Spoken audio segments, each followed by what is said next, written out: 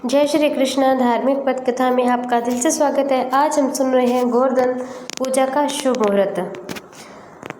कार्तिक शुक्ल पक्ष की प्रतिपदा इस वर्ष 21 अक्टूबर को शाम 5:54 से शुरू होकर 22 अक्टूबर की रात 8:16 तक रहेगी।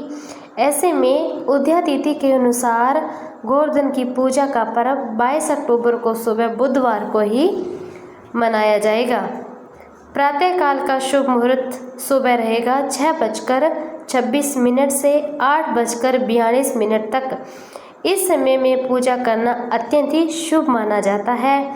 सायंकालीन का शुभ मुहूर्त दोपहर 3:29 से शाम 5:44 तक रहेगा।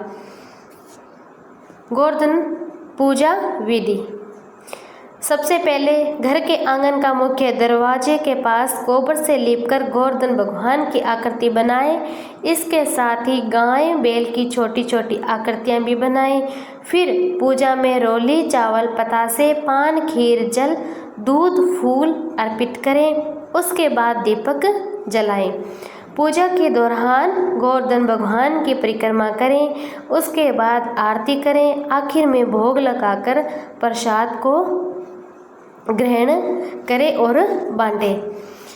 गोवर्धन पूजा का मंत्र रहेगा ओम अन्नपूर्णाय नमः, ओम गोवर्धनाय नमः, ओम गोकुलेश्वर नमः, ओम धन धान्य वरदाय नमः, ओम नमो गोवर्धन को अर्पित किया जाता है।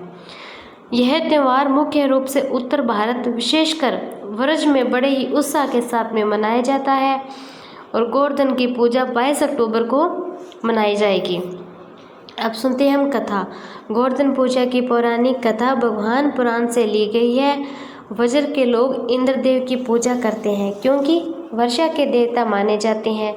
एक दिन भगवान श्री कृष्ण ने देखा कि सभी ग्रामवासी इंद्र की पूजा की तैयारी कर रहे थे।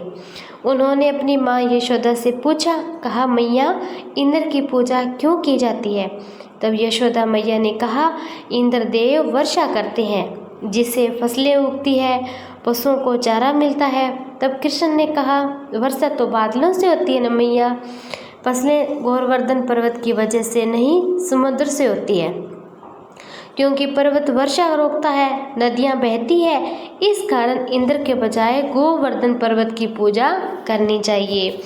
श्री कृष्ण के कहने पर ग्रामवासियों ने गोवर्धन पूजा की और इंद्रदेव क्रोधित हो गए। तब उन्होंने भारी वर्षा शुरू कर दी थी जिससे वज्र गोकुल डूबने लगा था।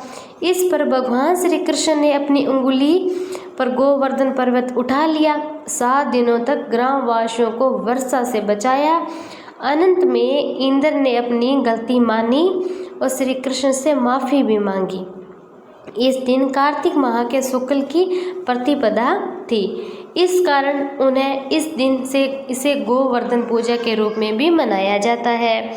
इन 7 दिनों तक भगवान श्री कृष्ण ने कुछ नहीं खाया था।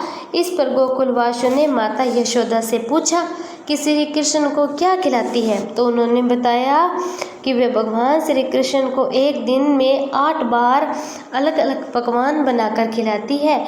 इसी पकवान के अनुसार 7 दिनों का भोग कुल 56 प्रकार के पकवान व्रजवासियों ने श्री कृष्ण को खिलाए। उसी दिन से भगवान श्री कृष्ण को 56 भोग भी लगने लगे थे। इसी कारण से इस दिन अन्नकूट भी की पूजा भी होती है।